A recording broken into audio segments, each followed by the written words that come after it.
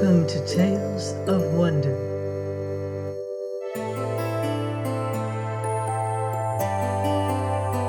I'm Margette,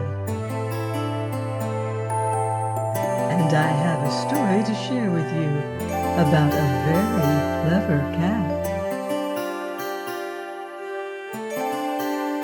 The cat that winked. Once there was an old woman who lived on the edge of the dark wood, in a small cottage all covered with thick thatch, and over the thatch grew a honeysuckle vine, but at the gable where the chimneys clustered, the wisteria flung purple flowers in May. On the topmost chimney was a stork's nest, and there dear Grandfather Stork stood on one leg, unless he was wanted to carry a little baby to some house in the village, when he flapped his wings and flew away over the tree-tops to the land of the little souls. Now the old woman loved her home because she had lived there many years with her husband. She loved the two worn chairs on each side of the great hearth, and her pewter dishes, and her big china water pitcher with flowers shining on it, not for themselves, but for the reason that once someone had used them and admired them with her. Into the little latticed windows the roses peeped, and these Mother Hulda loved too, and tended carefully all through the sweet-smelling summer-time.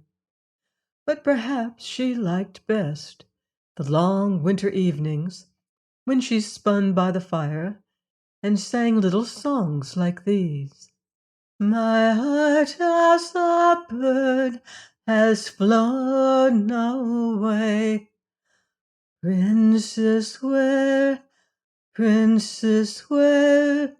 Into the land that is always gay, out of the land of care.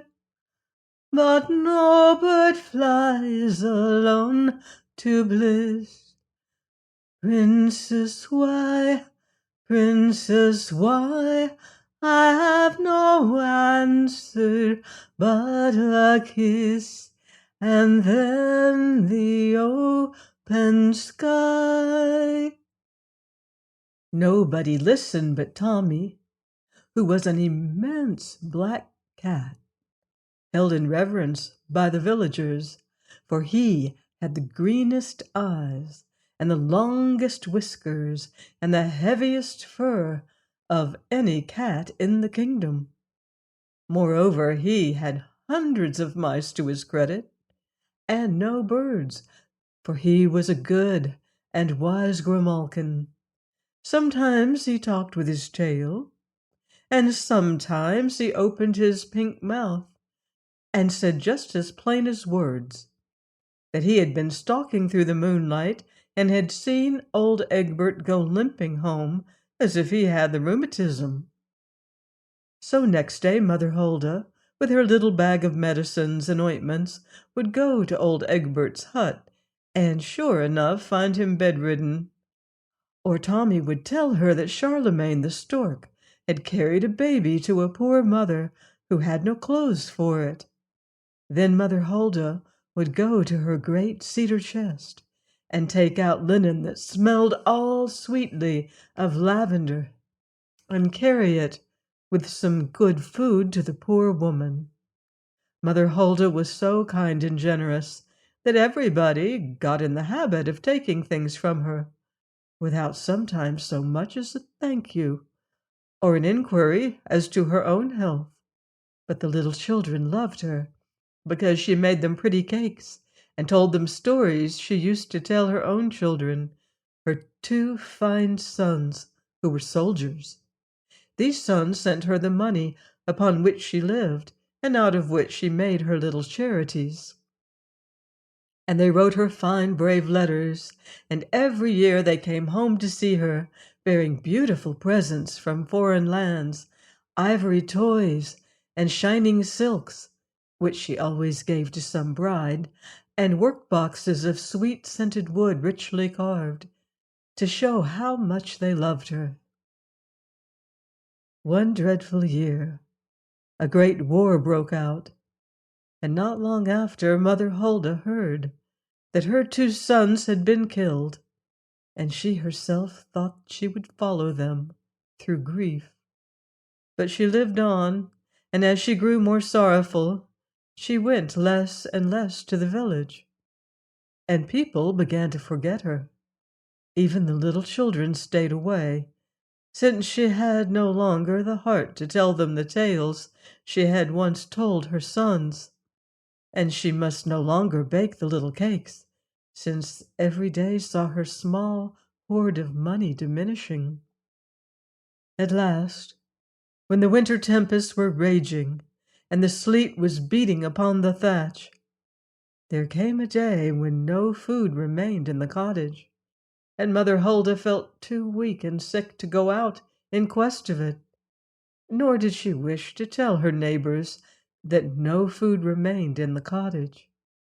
So, full of weary dreams and old sad thoughts, she sat down in one of the armchairs before the fire, and whether she nodded from drowsiness, or whether Tommy nodded at her, she never knew.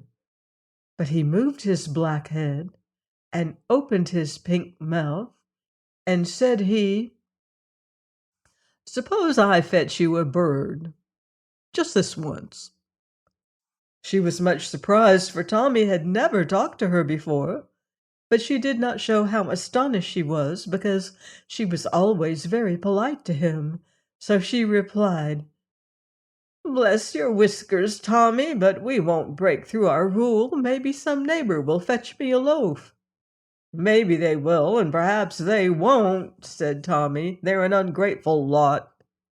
"They think I am still rich, my dear," she answered. "So you are, but not in the way they mean," Tommy said.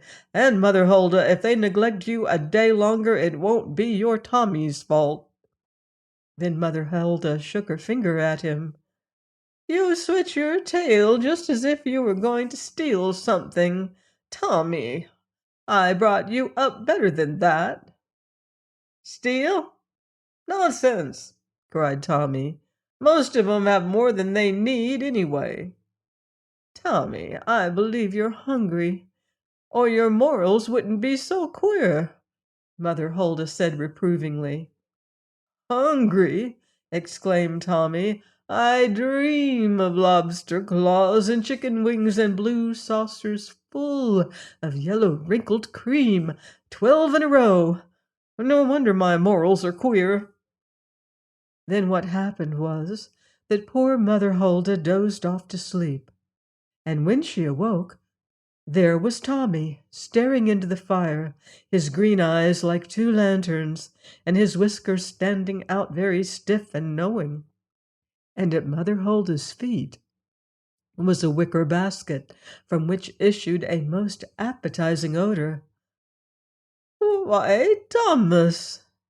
She always called him Thomas in solemn moments. "What's this?" "Your dinner," said Tommy, and yawned like a gentleman who lights a cigarette and says, "Oh, hang it all, what a beastly bore life is." "Thomas," questioned Mother Hulda solemnly, "where did you get this dinner?" For she had taken the cover off the basket and found a small roast chicken with vegetables and bread pudding. "Why, I was strolling down the gray lane when I met a woman carrying that basket, and I smelled chicken, so up I stood on my hind legs and winked at her, and I said, 'Thank you, I know you were taking that to Mother Hulda. Let me carry it the rest of the way.' But Mother Hulda cried, 'Maybe the dinner wasn't for me, and you frightened her, so she had to give it to you.'" Tommy yawned again. "Don't you think that the best thing you can do with a good dinner is to eat it?" So Mother Hulda ate her dinner, hoping all the while that she was making an honest meal. Then when she had fed Thomas, she asked him if Charlemagne was on the roof. "Indeed, no," cried he. "Charlemagne has flown to the war country to fetch you a baby." "Alas!" cried Mother Hulda. "I pity the poor babes. But how can I bring up a baby?" "It is your granddaughter," said Tommy. "Charlemagne told me that a year ago your son Rupert married, but he meant to bring his bride home as a surprise to you. Then the war broke out and—" "Oh, poor little daughter-in-law!" cried Mother Hulda. "Did she break her heart?" "Yes, and so she followed Rupert to the country of brave souls. But Charlemagne is fetching the baby in a warm woolen napkin tied up at the four corners, and when his wings get tired from flying, he puts a bit of sugar and a drop of water in the baby's mouth and leans his feathery breast against its little feet to keep them warm." "Yes, yes," said Mother Hulda, "a baby's feet should be always kept warm. But dear me, the sweet one will need milk before long, and the grain of whole wheat to help her grow. I have no money to buy her food." Tommy looked very wise. "Mother Hulda," he said, as he drew a black paw knowingly over one ear, "don't you know that whenever a baby comes, help comes? Open the linen chest and get your shining shears and begin to make little shirts and dresses. I think I'll take a look at the weather." He made the last remark carelessly, like a young gentleman who will stroll out and leave the women folk to their devices. "Oh, Tommy," said Mother Hulda, "you are not going to do anything impulsive?" "Mother Hulda," replied Tommy, "did you ever know a cat to do anything impulsive? Unless he saw a bird or a mouse."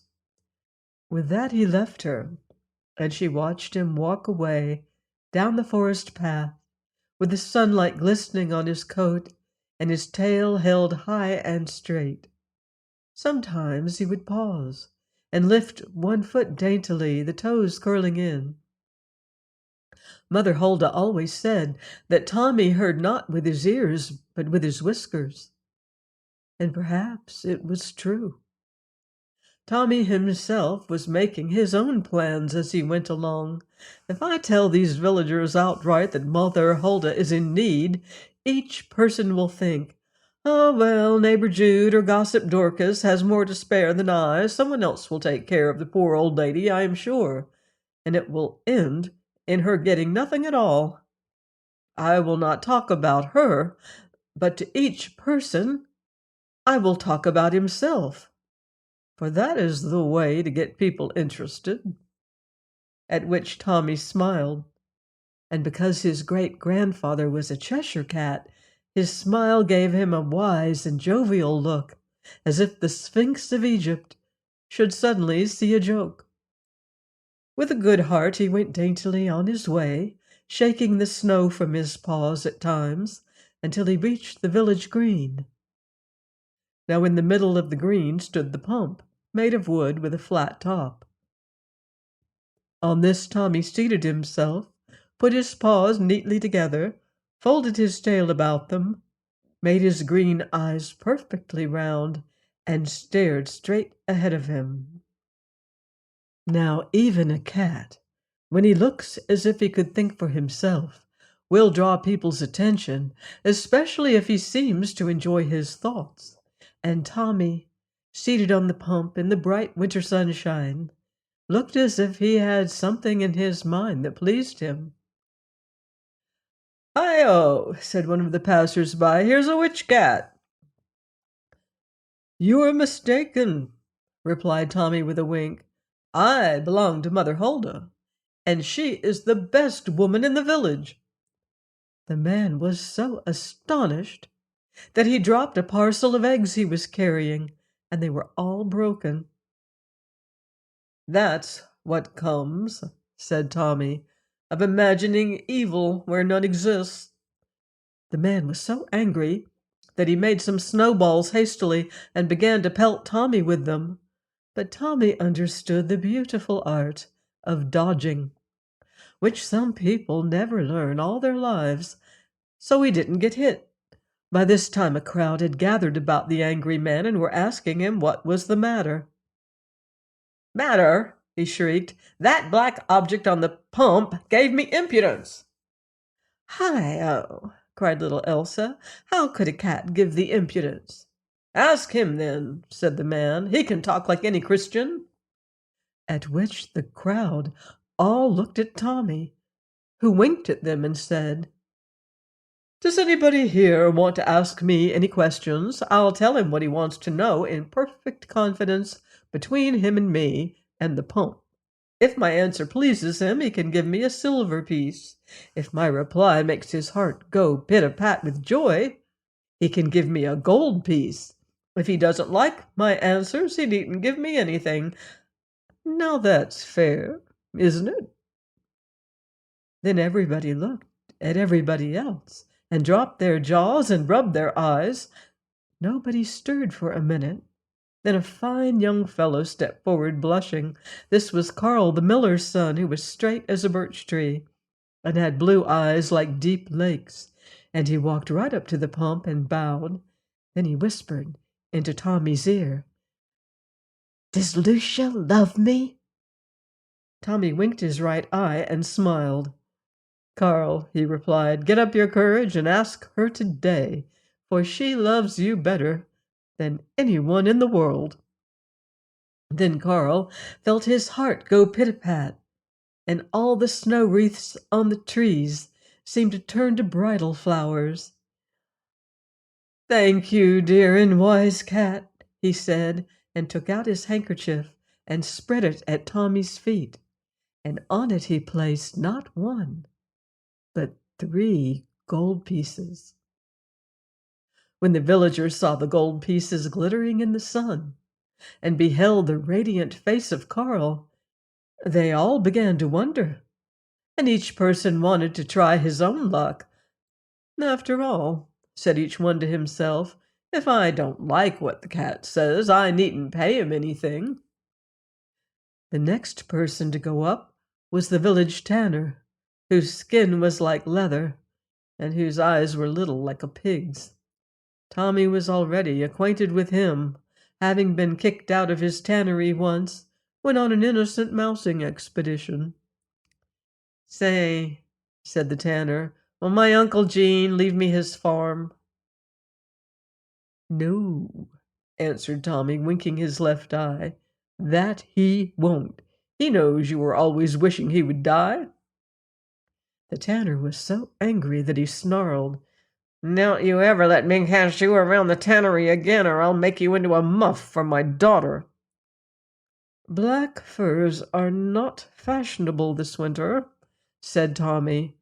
"Next." Everybody laughed when they saw that the tanner hadn't paid money for his information, and so presumably didn't like it. But strangely enough, instead of discouraging, this led them on to try their luck, and the next person who came to ask Tommy a question was poor old half-blind Henley, the miser. He put his mouth close to the cat's ear, so the people behind him wouldn't catch what he said, and in a hoarse voice he asked, "Say, old Whiskers, will my fine ship, loaded with dates and spices, reach Norway safely?" "Yes, it will," said Tommy, "long before your withered old soul will reach a haven of peace." Henley was so excited over the first words that he didn't even hear the last ones. He hopped about on one leg and was rushing off at last when Tommy cried, "Hey, oh, you haven't paid me." The miser felt in his pockets and drew out a silver coin and laid it on the handkerchief. "Not at all," said Tommy. "Remember the worth of that cargo, gold or nothing." Henley began to whine. "I'm a poor old man, Tommy. I'll leave the cream jug on the doorstep every day, and no questions will be asked." "I'm not a thief," answered Tommy. "Mother Hulda brought me up better than that. Come, you don't want to have any quarrel with a black cat." Whereupon Henley reluctantly drew from his pocket a gold piece, while all the villagers opened their eyes very wide. and wondered what Tommy could have told the old gentleman to make him so liberal. The next person to come up was a little shy girl named Clara. She had big brown eyes and fair floating hair, and under her white chin and about her little white wrists were soft furs, for her father was a wealthy moneylender. She came close to Tommy and whispered, "Tell me, beautiful kitty, if I shall ever win the love of Joseph Grange." Tommy winked his right eye several times and replied, "My dear, I see it coming." She flushed with joy. "And what shall I do to hasten it?" Tommy reflected a moment. "Be pleasant, but not anxious. A lady with an anxious expression has little chance of winning a lover. Don't invite him too often. Don't talk too much. Now, I haven't hurt your feelings, have I?" "No, indeed," she said, for she was a young lady of good sense. "And, Tommy dear, will you take these gold pieces to Mother Hulda? She was so good to me when I was a little girl, and because I have been absorbed in my own affairs, I haven't been to see her lately." "That's the trouble with being in love," said Tommy. "It's apt to make people selfish, and it should make them love and remember everybody. It does, when it's the real thing." Little Clara clasped her hands earnestly. "I will come to see Mother Hulda this afternoon," she said, "and bring her some cakes of my own baking." After Clara, one person and another came up. Some asked foolish questions, some wise. Some paid down money, others didn't, but the pile of gold and silver at Tommy's feet grew steadily. Now all novelties, even talking cats, soon ceased to be novelties, and towards afternoon, when the villagers saw how much of their money lay at Tommy's feet, some of them began to be discontented. Of these, the tanner was the ringleader, and he said to the other grumblers, "If we can get that lying cat off the pump, we can then take his money. I have 3 big rats in the trap at the tannery, and I know Tommy is starving hungry by this time. We'll let him loose on the ground in front of the pump. When he makes a spring, one of you grab the money and run." Now the tanner had guessed right. Tommy was hungry, but he was determined to keep his post until sundown. After a while, no more people came, and he was just thinking he would take up the handkerchief by the 4 corners and go home, when he espied a group of people approaching. Suddenly, oh me, oh my! 3 dinners were scampering towards him. Such rats! Such big, splendid rats, in fine condition! Tommy had never used such self-control in all his 9 lives, but he sat tight, and though his whiskers showed his agitation, he never budged. The tanner was mad clear through, and he cried out, "He's a wizard! He ought to be killed!" Because some people can't see others controlling themselves without thinking there's something wrong with them. Then he began to make snowballs and to pelt poor Tommy. Now Tommy, as has been said, was a good dodger, but nevertheless, when it rains snowballs, it's hard not to get hit.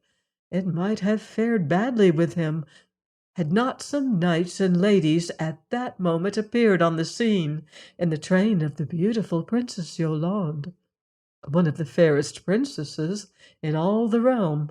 She rode a great white horse, and she was robed in cream velvet and white furs, while about her slender waist was a girdle of gold set with sapphires, which were as blue as her eyes. By her side rode Lord Montfalcon. He was all in black armor, for he was mourning a brother who had died in the distant war. Love, as well as grief, filled his heart, for his dark eyes were continually upon the beautiful princess, who now reined in her horse and cried out in a sweet voice, "Shame on you, man, to hurt a poor cat!" "He's a wizard, and he belongs to a witch," called out the tanner. "Oh, what a wicked lie," said Tommy. "I don't care what names you call me, but my mistress is one of the best women in the land. She has come to poverty in her old age. For her sake, and to get her a little money, I've sat here all day answering truthfully all questions. Now, dear Princess Yolande, believe me, for I am a true cat." The princess was so astonished that she couldn't speak for a moment. At last she turned to Lord Mountfalcon and said, "Truly, we have come to Wonderland." "I'd rather believe the cat than the people who were pelting him, and I have a mind to test his powers. Let us alight and ask him questions." Then they all dismounted, and with the pages and the ladies and a gentleman in armor, the scene was as gay as the stage of an opera.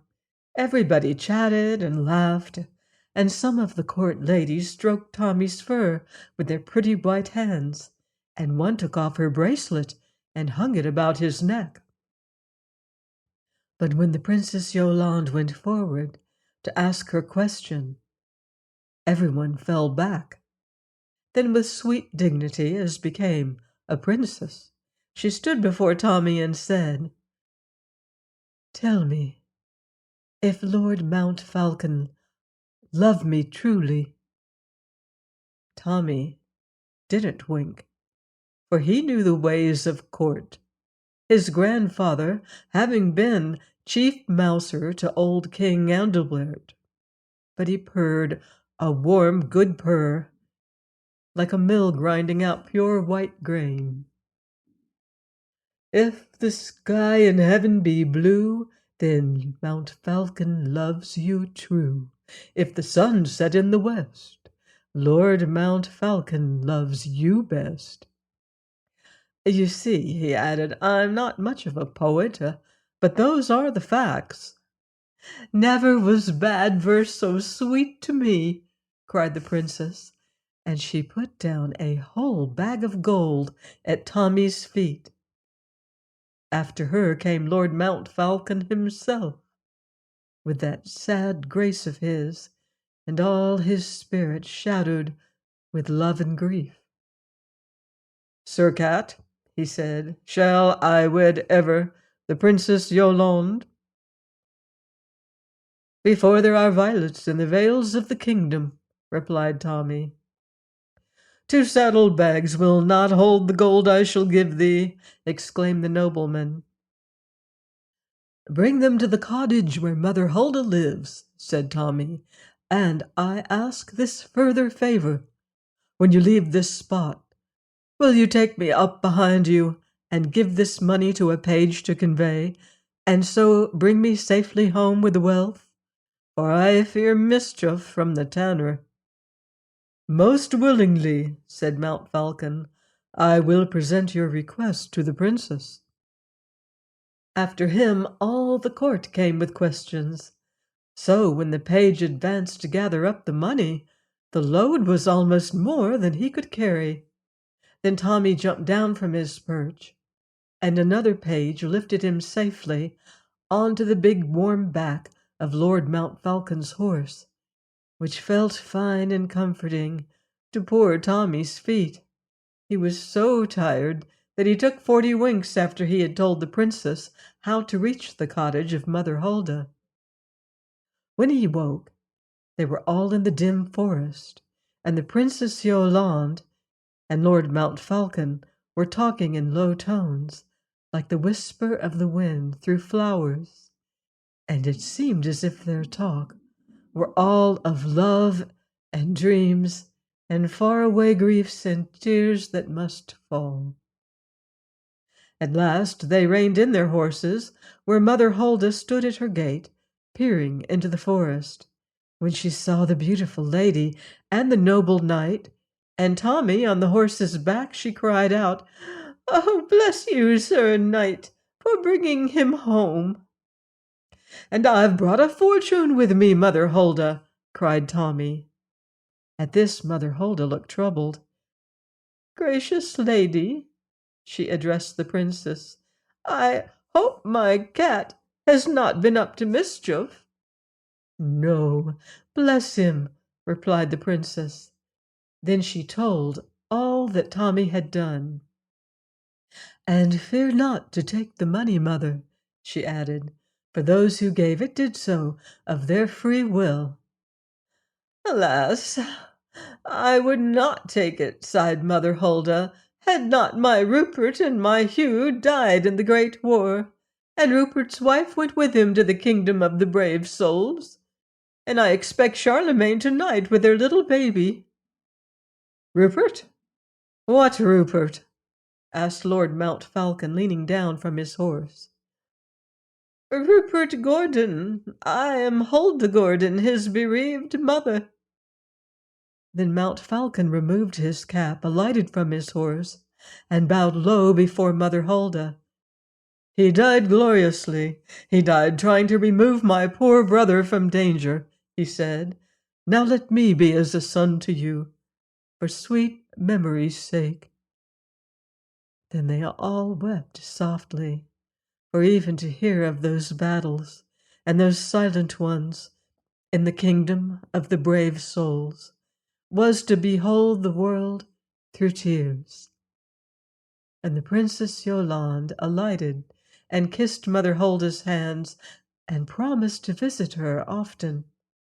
So with many true words they parted at last, and Mother Hulda was left alone with Tommy and the bags of gold and silver, which she took indoors, and then returned to scan the sky, where now the white stars hung, and a thin half circle of a moon. Tommy romped in the snow for the joy of stretching his legs. After a while he said, "Listen, don't you hear something, Mother Hulda?" "I would I heard wings," she cried. "But I hear wings," said Tommy. "Watch, watch, where the North Star burns." So Mother Hulda watched, and soon she saw the great outspread wings of Charlemagne, and saw his long bill with something hanging from the end of it. "My word, here's the baby!" called out Tommy. "Hello, Charlemagne, you old grandpa! Have you kept that precious infant warm?" But Charlemagne alighted on his feet and walked solemnly to Mother Hulda and laid in her arms the softest, sweetest, pinkest little baby that she had ever seen. There was golden down on its head, and its little hands were folded like rosebuds beneath its tiny chin. Mother Hulda felt its feet to know if they were warm. Then she cried and sobbed and held the little thing to her breast and trembled for love of it. "Take it before the fire," said Tommy. "We're all tired tonight, and it will be good to drowse and dream. Good night, Charlemagne, the chimney's warm." So the stork flew up to the roof, and Mother Hulda took her treasure and held it in her warm, ample lap before the fire, and Tommy winked and dozed and looked at the baby with his great green eyes, while Mother Hulda sang, "The gold of the world will fade away. Baby, sleep, baby, sleep, but thou wilt live in my heart alway. Sleep, my darling, sleep. The gold of the world, it comes and goes.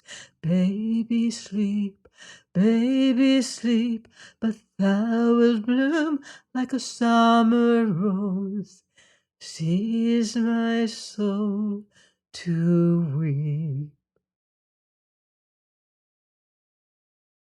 Join me next time for another enchanting story here on Tales of Wonder.